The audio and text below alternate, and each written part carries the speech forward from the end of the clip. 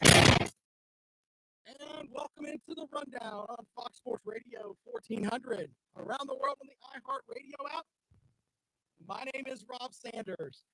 We have a lot to get into today. We're going to look at some bowl odds. Those have been released. By the way, South Carolina and Clemson are both going to a bowl game this year. Yeah, we kind of didn't think that at the beginning of the season, but hey, it's happening. 803-978-1832 will get you involved with the program. If you want to join the program quickly here today, we'll get you in the mix. But we got to talk about the weekend that was, but there's been so much crap that's happened today. And I tell you what, it's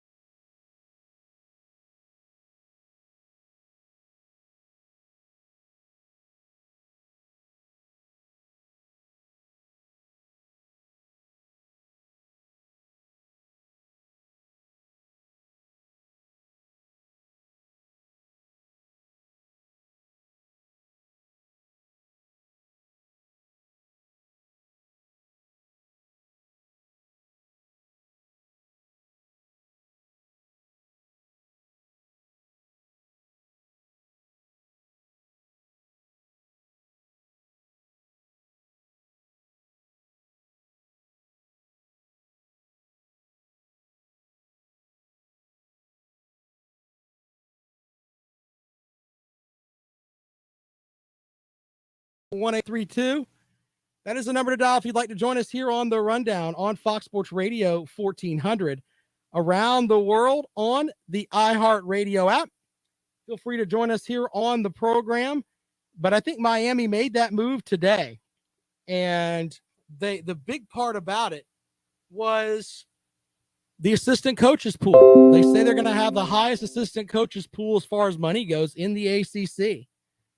So with that happening, that's a big deal. Miami's they're at least putting the money behind it.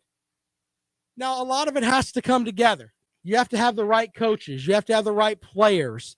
It helps to get a good quarterback, as Georgia fans can definitely tell you from this weekend. But look, in the end, Miami is definitely putting the money behind it to try to get their program back to where they were at one point. Now, not so much. 803-978-1832, 803-978-1832. That is the number to dial if you'd like to join us here on the rundown. Brent Venables leaves last night for Clemson. I actually said on the show I didn't think that was going to happen. Ladies and gentlemen, I'm going to moonwalk that back. He left and went to Oklahoma. Not that I didn't think that he didn't want the job. I just thought that with him recruiting up until Friday evening. There was pictures of him at recruits' houses in a Clemson uniform, and he was like Clark Kent getting into the phone booth and changing out, and he's gone. Yeah. Now, here's the interesting thing about that. And there are a lot of simpletons, and I'm using that word simpletons because that's exactly what you are, that think that the wheels are going to fall off at Clemson. Who hired Brent Venables to be the coach at Clemson?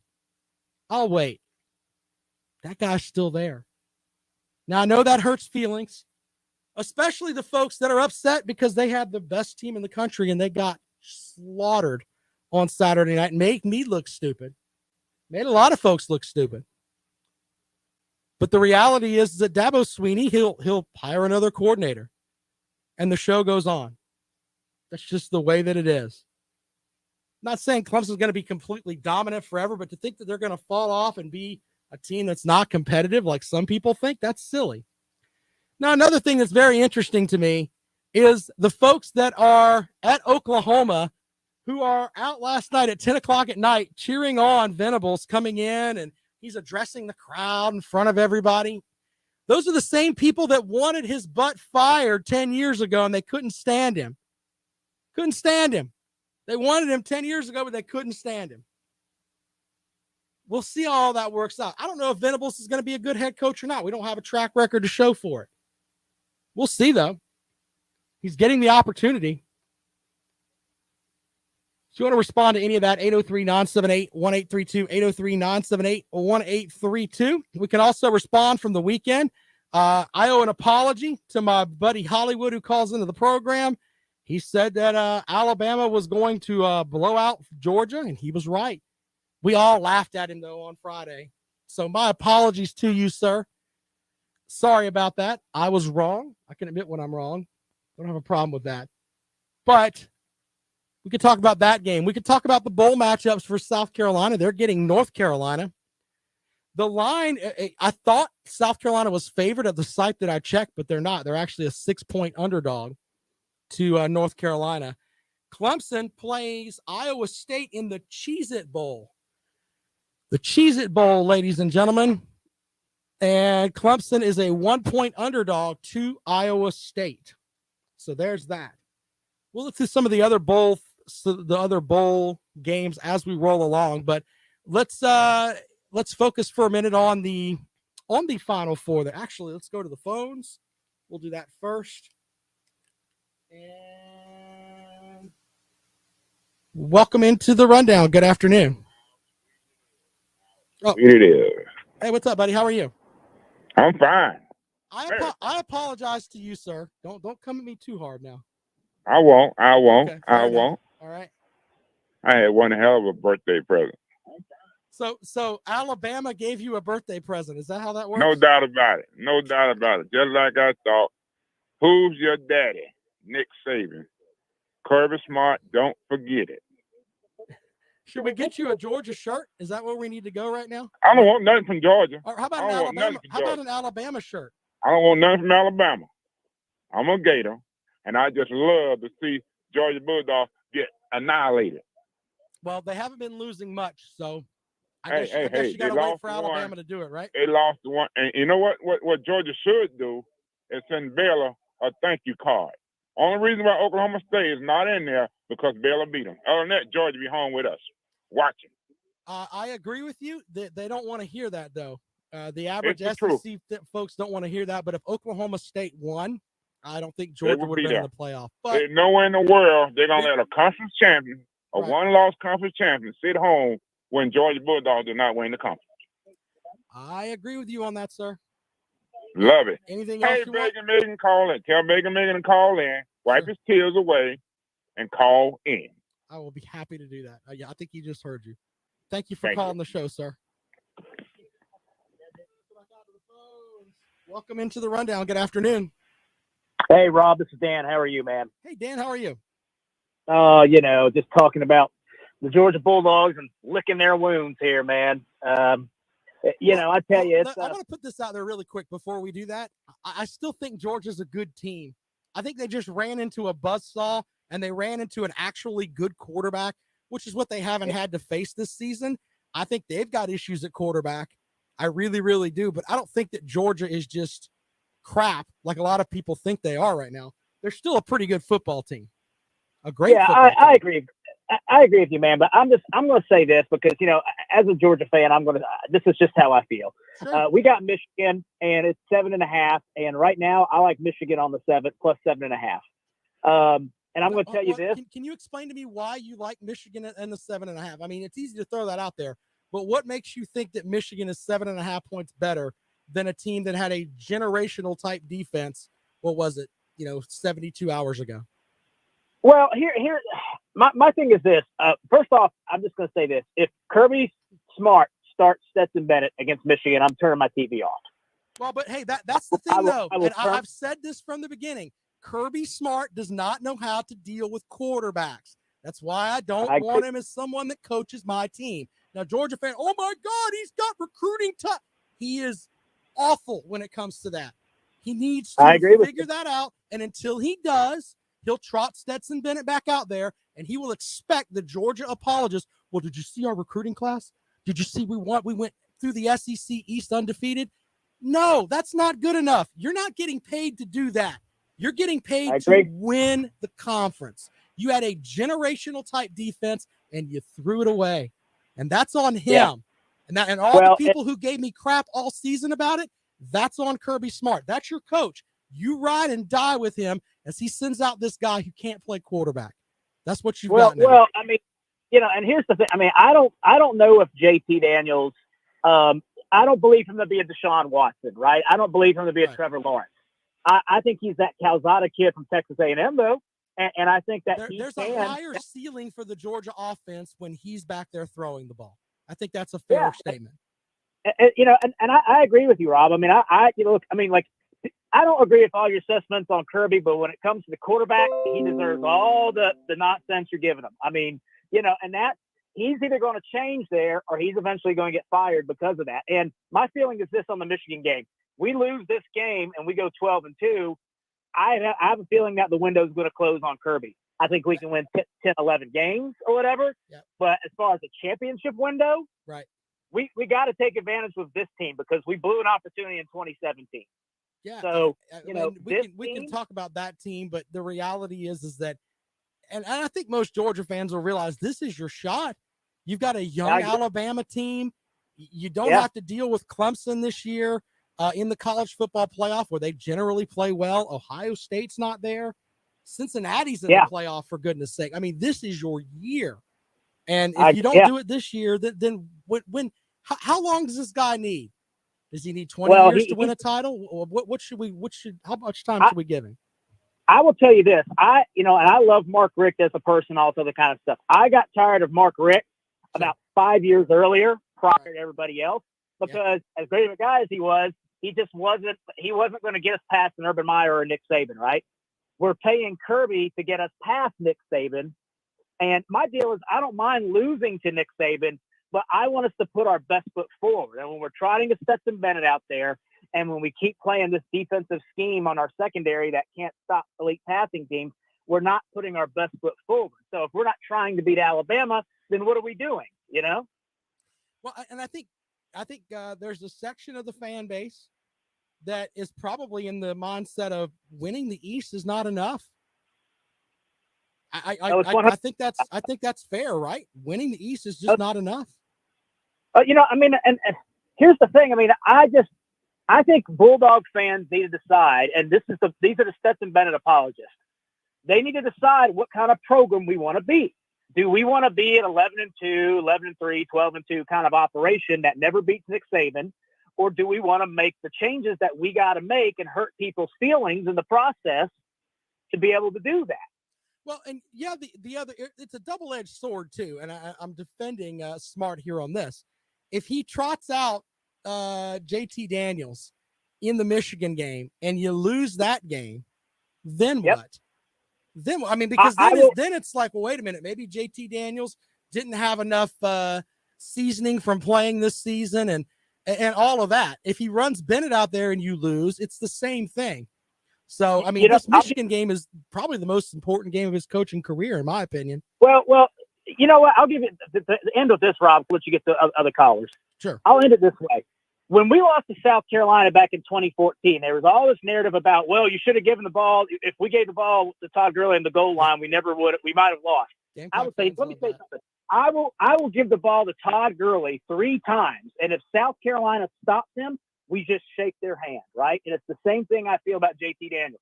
I will live and die with JT Daniels' mistakes because he can make 50, 60-yard bombs that can put us right back in the game.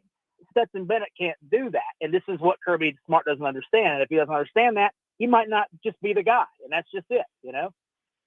We'll have to see, and I don't know. I don't know if he's going to make a change at quarterback or not. I mean, we'll find out. But I think that's a big line there with Michigan. But I still think the Georgia defense can carry them to a win over Michigan.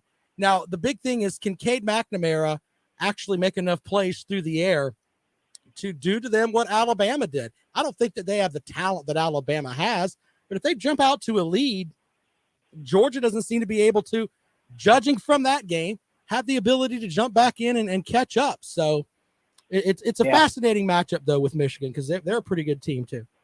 They are. All right, man, I'll let you go. Appreciate it. Have a good day. 803-978-1832, 803-978-1832 is the number to dial if you'd like to join us here on the Rundown this afternoon, and we can talk about the other championship games. Kenny Pickett's slide, which when I saw that, I was like, oh, man, crazy. Get into that in a moment. One more call here. Welcome into the program. Good afternoon. Okay, now for today's exercise in futility, Rob. Sure. Here we go.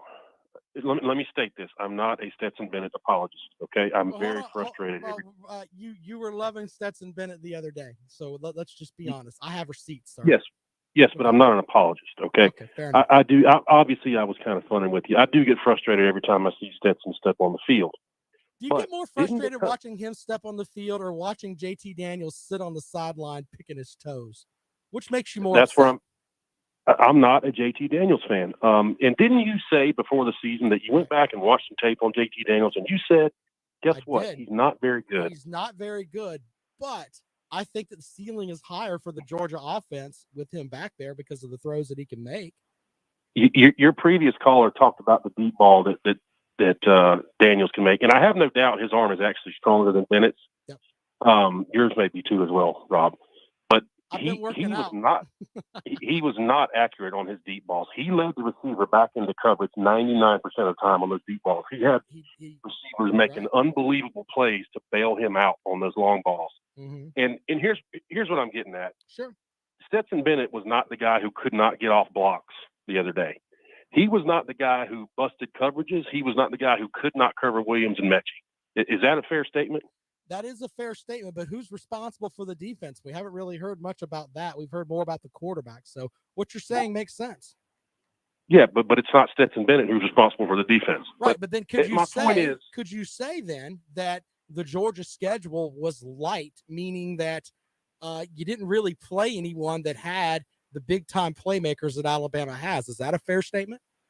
Rob, I was on your show last week, early in the week, saying that. Was I not? I can't remember. You probably did. If you're telling me you did, yes. I think you're a man of your word. But, yeah, sure. Yeah, I did. Mm-hmm. I said that Georgia had not faced an elite quarterback yet, nor had they faced 2 elite receivers like Bama had. And I said, we're not going to win the game. Mm-hmm. That is what pulls out championships these days. But my frustration with Georgia fans, yes, I'm frustrated with Bennett, but I'm telling you, the reason JT Daniels is not in there, he's not that much better, if at all. And Kirby feels like the guy gets a hangnail. He misses 3 weeks of playing time. You know, I mean, you cannot count on that guy to play. Is that fair? I mean, you're right. You can't make the team from the training room. That's the old statement that's there. And I think it's fair to question his toughness. I think that's absolutely fair. I think that Bennett's a much tougher kid than he is. I'll give him that. But man, there were plays with Bennett that he made. The pick 6 was like, oh man, my goodness. But I thought he could have done a better job of managing the offense. But let's also put this into perspective. You're playing an Alabama team that was the 4th best against the run in the country. it's not like you were playing a bunch of bums. So let's make sure we have that too. So no, and I made the point about Georgia too. Look, where is Georgia elite on offense? Maybe one position, and that's tight end. We have good but not great backs. We have good but not great receivers. I don't think that's fair. I think that the majority of your offensive linemen are going to be playing on Sundays. So that may be, but it's not the O-line of 2017 either. It's not. I don't know that they're elite, but they're a good group. We're not elite at quarterback. We're not elite at tailback. Okay, Go ahead. And I'm not trying to be to throw stuff at you here, but I think every member of that offensive line is going to suit up and play on Sunday. That's pretty good. I don't know. I mean, they're not Orlando Pace going to knock people off the ball, but it's not like you have walk-ons playing on your offensive line.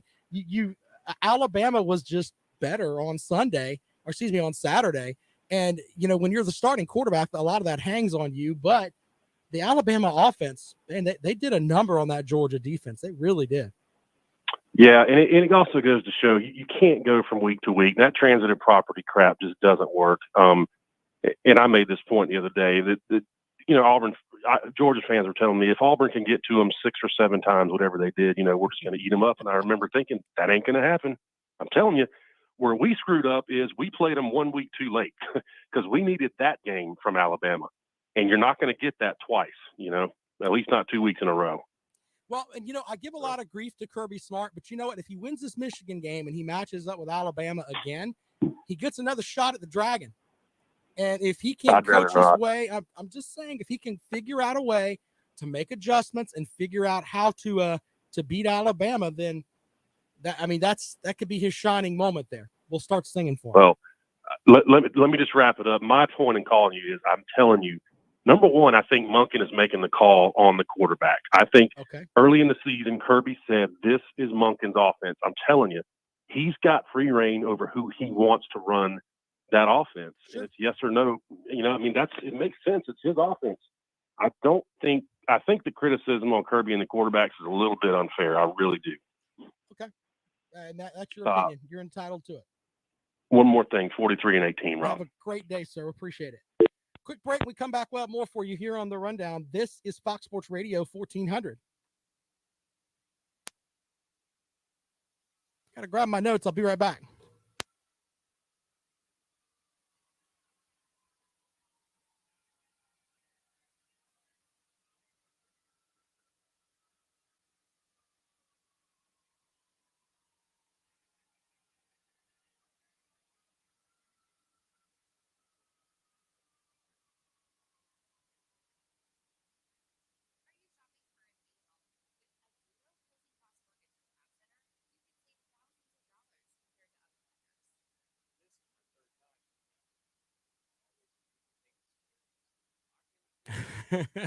Jimmy's asking where, I don't know if you guys can see Facebook comments over there on YouTube, but Jimmy asked, where does Dan Radakovich work? Well, he works at Miami now. That's how that works.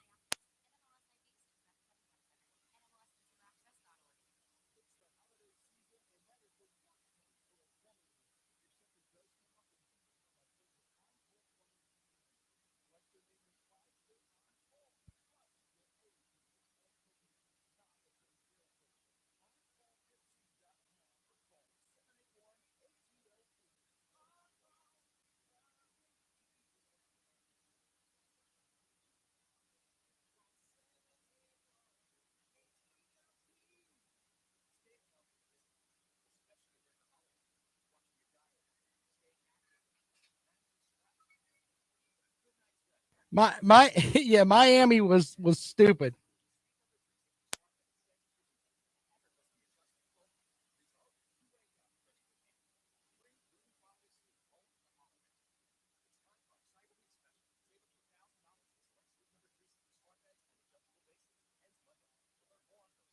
Good point there, Dylan. Don't let Megan get to you too much. He's pretty dumb. He probably drinks bleach and pneumonia cocktails. It wouldn't surprise me. Yes, Tony Elliott is probably going to go to either Virginia or Duke, one or the other. I'd be stunned if he stayed at Clemson. I really would.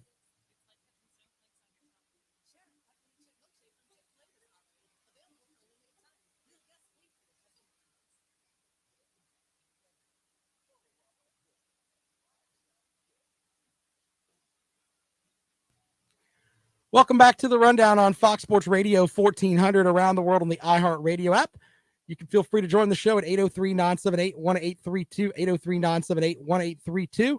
That is the number to call if you'd like to get involved with the program and put some stuff out there. Bang & Megan said that he'd rather not. I don't think I'm misquoting him here. He'd rather not play Alabama again. I don't think anybody really wants to play Alabama.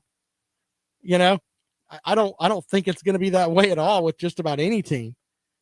But on the other hand, I mean, that's who you're going to have to go through if you're going to win that national title.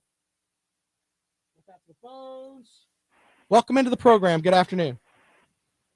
Hey, Rob, this is the Biscuit. Hey, producer Biscuit. How the hell are you? Oh, I've been better, but I admire you for showing up and taking the wounds with your team here. But yeah, go ahead with your call, buddy. Oh yeah, no, I'm never gonna run. I take I spent 12 weeks winning and gloating. So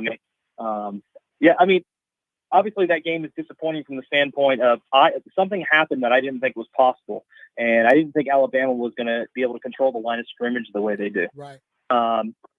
Now the problem there is remember about a month ago when I went to the Missouri game and I said I was going to be worried if Stetson walked on the field because there's a 30 or 40% reduction in a chance of us winning a national title if Stetson goes on the field. Yeah. This is exactly what I feared was you can't expect all your other position groupings to make up for your quarterback play all the time. And when you have a guy in order to beat teams like Alabama and Clemson a couple of years ago and LSU, you have to have a dynamic playmaker at quarterback. And he just isn't that. He's an above average quarterback, and he makes too many mistakes. He almost threw a pick six on the first series.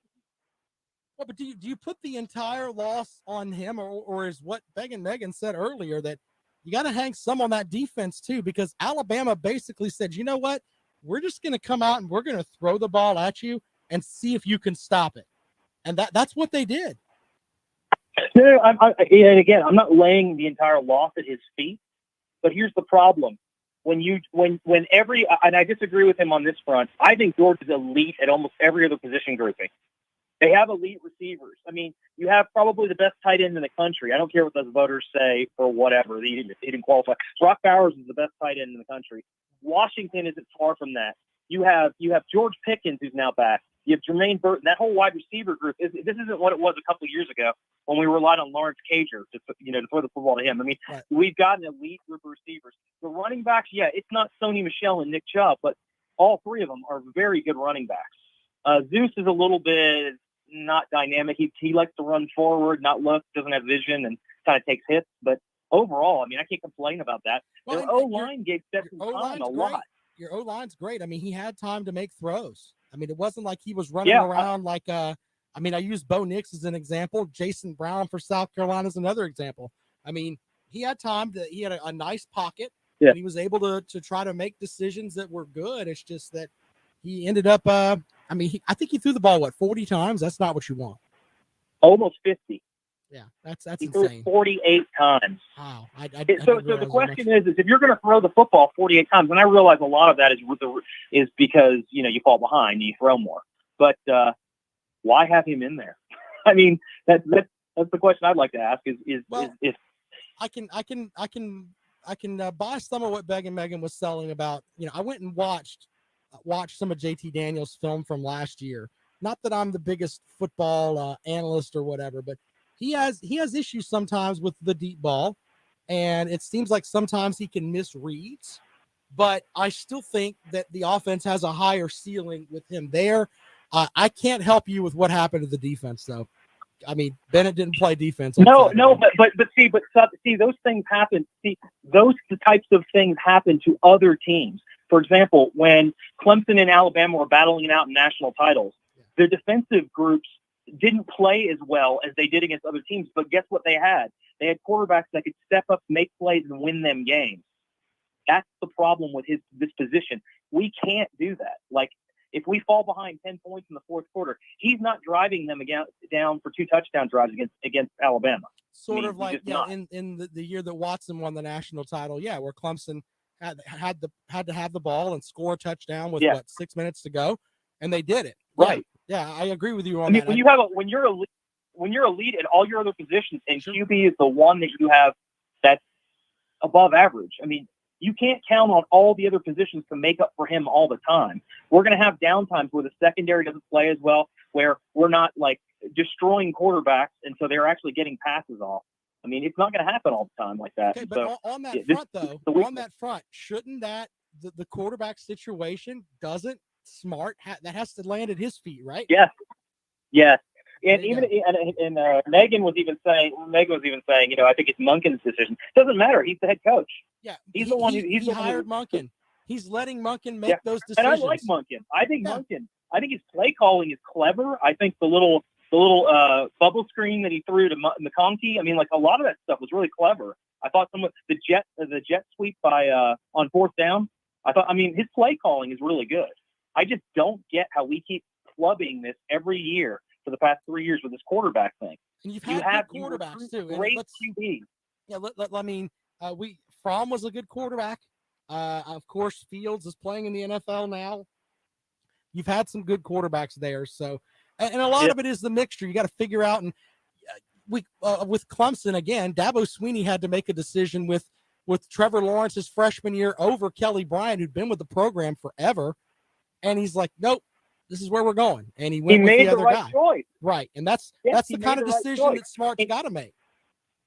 And this was even a year where you could do that. We had some of the middle of the schedule. You could have prepared someone else in this time. We didn't have to bludgeon everyone 55-0.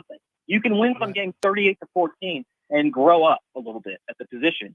But now we're in this position. I'm hoping to God that he makes the change from his quotes. It doesn't sound like he is. It sounds like his comments are always, Kirby's comments are always, the defense needs to play better. This needs to happen. We need to support him more. But you can't help someone who rolls out and throws a pick six and doesn't read that there's two safeties there. I mean, well, and you can't. With Smart too, and it sounds like I'm piling on him with this. We won't know who the quarterback's going to be until New Year's Eve at 7:30 when that game kicks off. He will not tell us. I truly believe that. Especially if he's making a change. That's true. We'll get it. You don't have to really hear it. You'll get indicators based on practice. Who's taking the number one reps?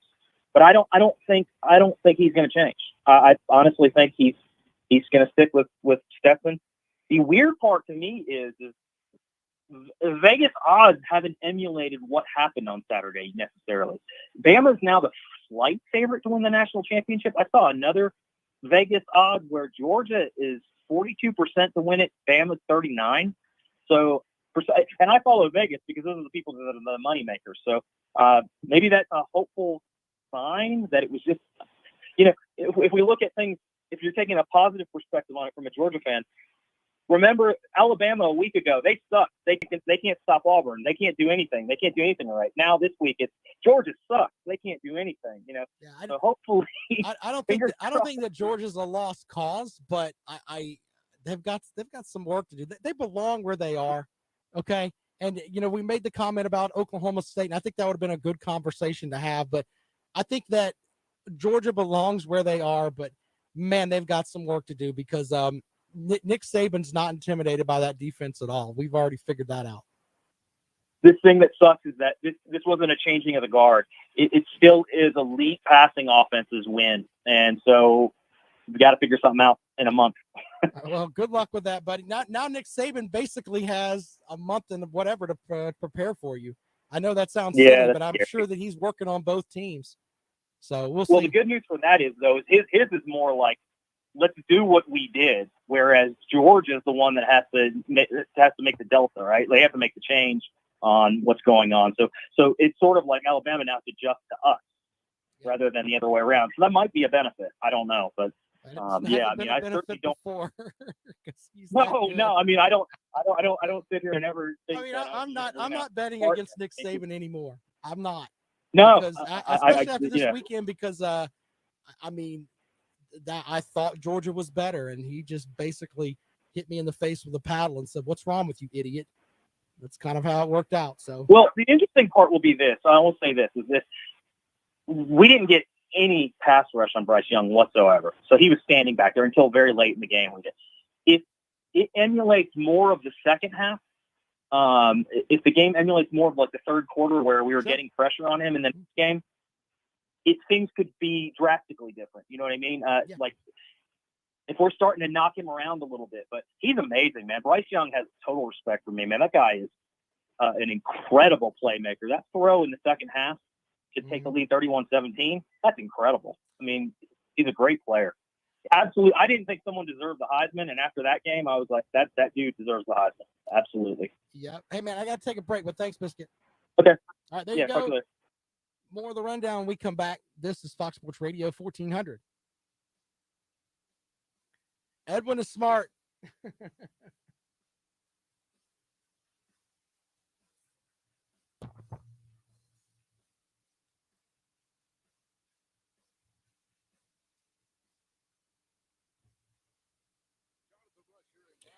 You know, Blake may have a point there.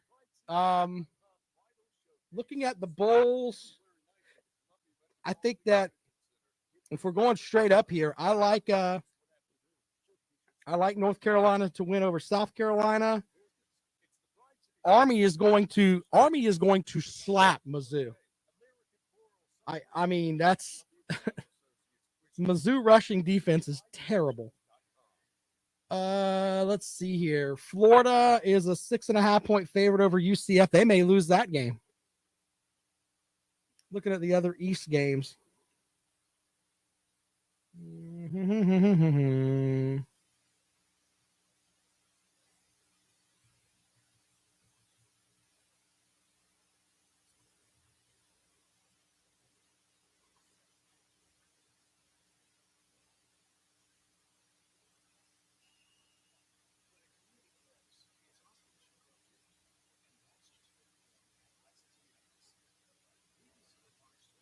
Blake is correct about that. He really is. I don't feel really good about any of the SEC East teams other than Georgia. I really don't. Actually, I kind of like the Kentucky-Iowa game might go Kentucky's way because they're both essentially the same team. Hey, we're just going to try to run the ball and play good defense. So I might buy Kentucky.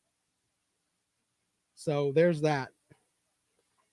Poor LSU's playing in the Tax Act Texas Bowl. Crap, what a mess. What an absolute mess. So, yeah, the only team that I really like, and if you told me I had to bet on as far as, hey, we're going to, put your money out there, is I like Georgia over Michigan because I think that they can get it right. Maybe it's just because I don't like Jim Harbaugh. Maybe I'm just hard on coaches. That's probably part of it, too. I'm not mocking the SEC West. I'm just saying I think that the SEC East teams, some of them drew bad matchups. Army is going to throat punch Mizzou. Watch that, seriously. Especially if Tyler Beatty doesn't play. Stand by, ladies and gentlemen. Stand by.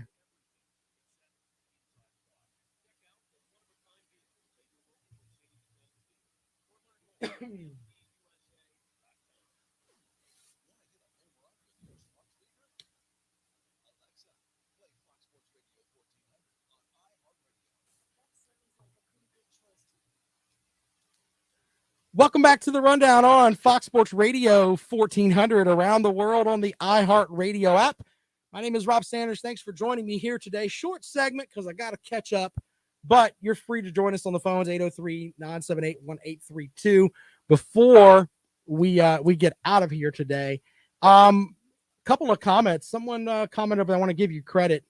I can't remember who it was, but it said Michigan and Georgia is an interesting matchup because it's basically Michigan's going to try to run the ball at you and say stop. See what happens. Let's go out to the phones. Welcome into the program. Good afternoon. Big Barney Ross here. Hey, man, how are you? Hey, I'm doing great. The Citrus Bowl. Yeah. You know that citrus smell at the Waffle House? You know, well, they put them citrus air fresheners in there. Now, our coach looks like he ought to be the head cook at a Waffle House. Yeah. And we're fixing to serve up some artery blockers, some heart stoppers, some cholesterol, and grease to out. Their offense is going to be smothered and covered. And when their defense tries to star power run, it's going to be scattered and splattered. This is going to be a Waffle House tribute to the Citrus Bowl.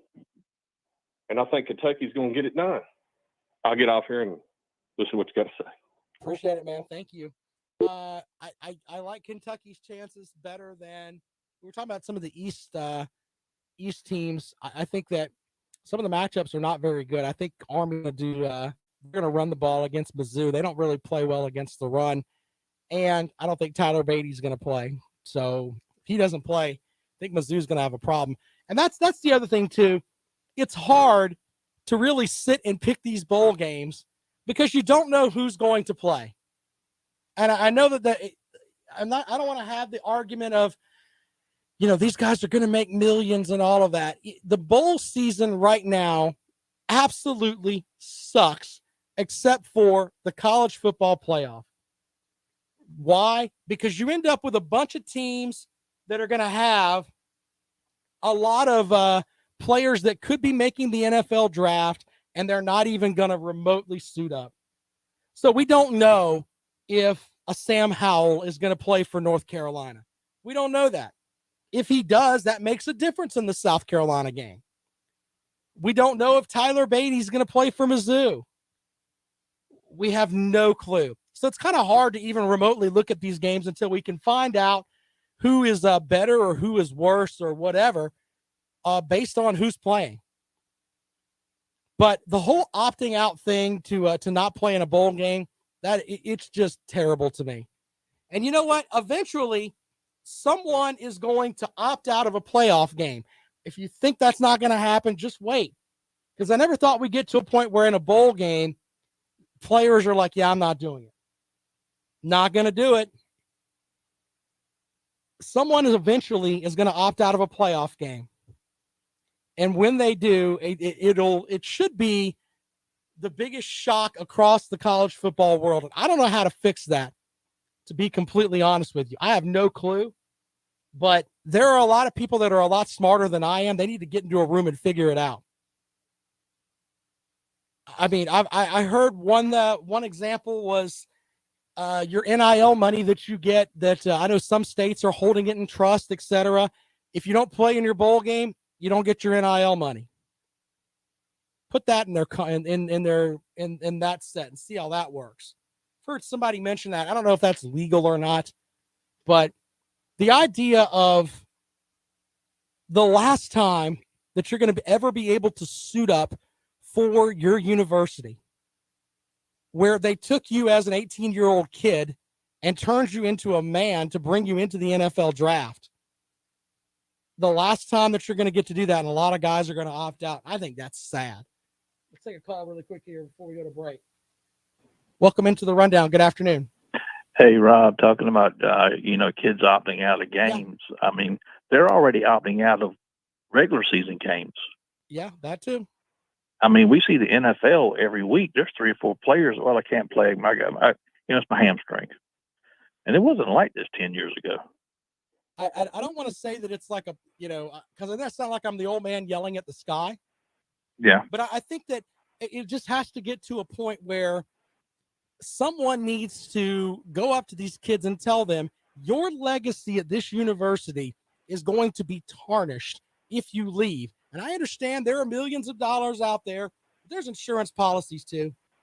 I'm just being honest. They're going to get paid regardless. The NIL stuff now, if you're a dynamic playmaker, you're making money. The kid from what was Ewers from Ohio State got $2 million and played 3 snaps for Ohio State. Now he's transferred somewhere else. I don't want to hear that nonsense anymore. Go out and play your bowl game. Well, he also got 2 pickup trucks for about $60,000 each. Sure. That somebody had to eat, but it just, you see the NFLers opting out of regular season games left and right. Now you see a lot in college football. We saw Xavier Thomas. I mean, he didn't play against South Carolina because he had a twinge in his hamstring, according to him. I mean, and he's wanting to be drafted.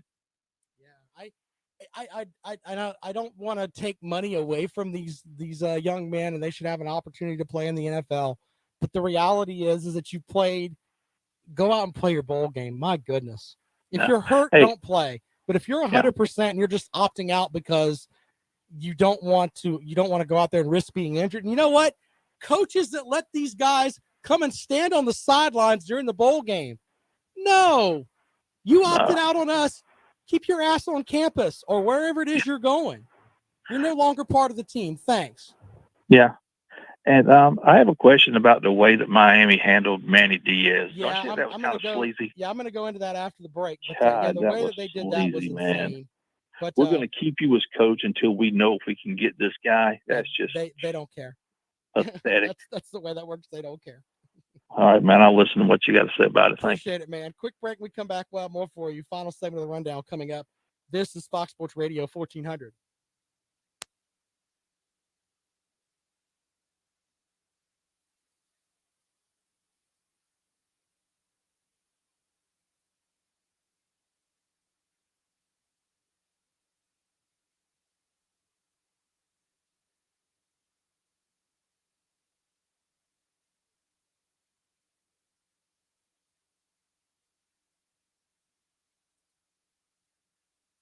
For the good of the ACC, Miami needs to be better.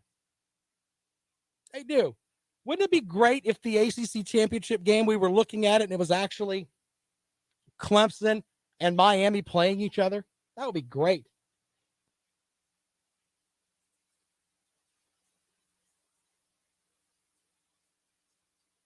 Good point, Jimmy.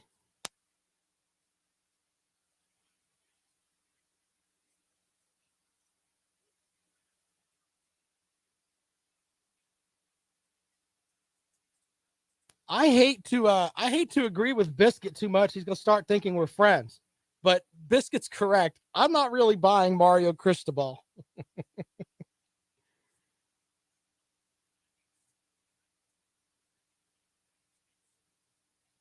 Jay, I don't have to go into that with you. I mean, Clemson's won national titles, bud. We can watch them in HD. I don't have to put the Clemson program out there as being a valid program. I mean, seriously, come on, man.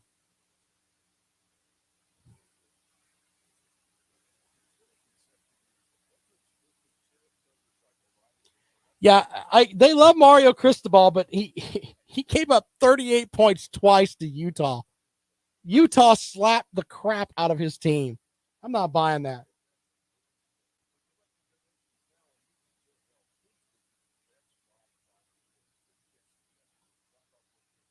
Biscuit has the correct answer. You should want to play Alabama again. That's who you should want to play.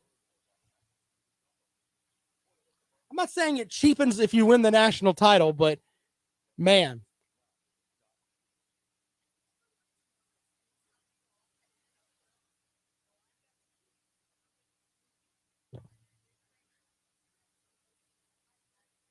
I don't think Georgia threw the game. Holy crap. Who thinks that? Georgia just got beat. Alabama was just better. I mean, if you want to call up and debate that, there's the phone number. It's right there in front of you. Pitt, I thought Wake Forest was going to win. I missed on a bunch of my picks this week. I ain't going to lie. Pretty sad. Well, welcome back to the Rundown on Fox Sports Radio 1400 around the world on the iHeartRadio app. My name is Rob Sanders. Thanks for joining us today. Spirited conversation today, which is what we always welcome. You can follow me on Twitter. I'm at Rob Sounds Good. Yeah, lots of stuff there. Let's talk about Miami for a minute. The way that they handled the stuff with Diaz down there, and basically saying, "Yeah, just hold on. We're going to see if we can get Mario Cristobal." Wow. Really? Really? Look, I don't know how good of a coach. Well, you know what? I guess I can say this about Mario Cristobal. He played in the Pac-12. Utah's a pretty good team. Utah was the much better team in the Pac-12.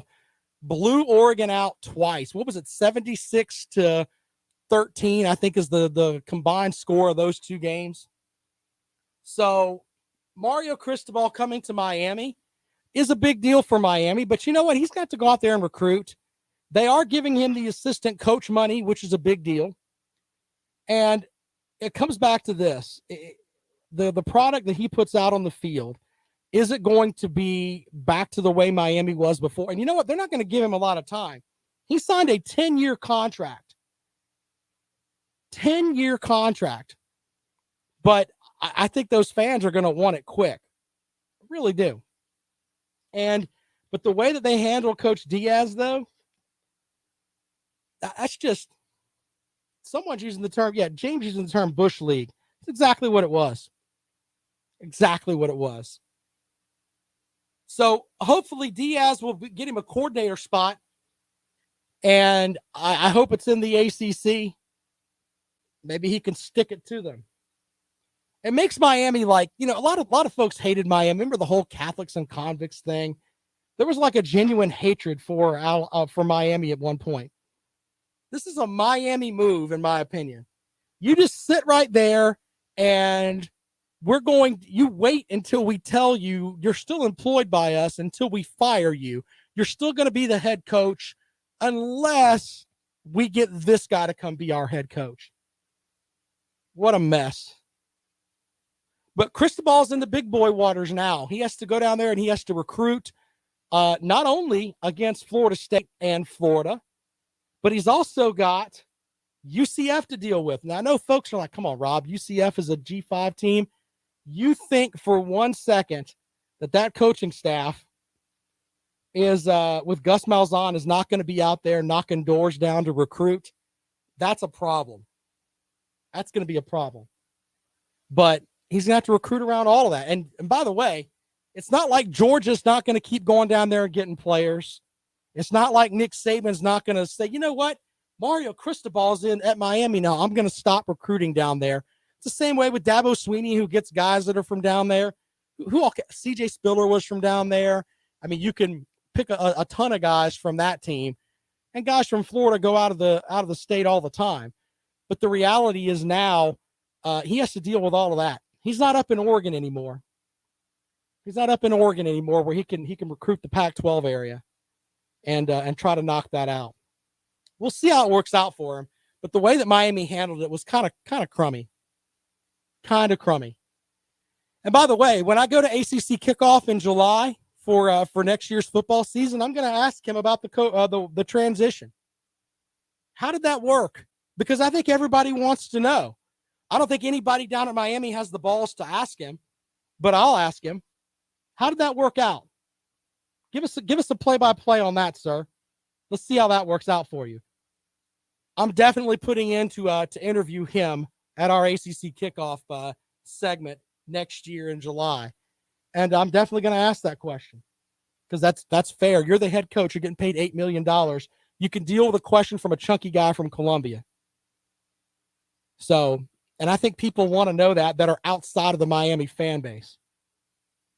Oh, by the way, Oregon is still open. I wonder who's going to get that job. Is it going to be Chip Kelly? Well, if Chip Kelly goes back to Oregon, then we've got UCLA. Who wants that job? They're looking over at Southern Cal and they're thinking, hey, they spent a ton of money to get this guy. Now we've got to overpay for a guy.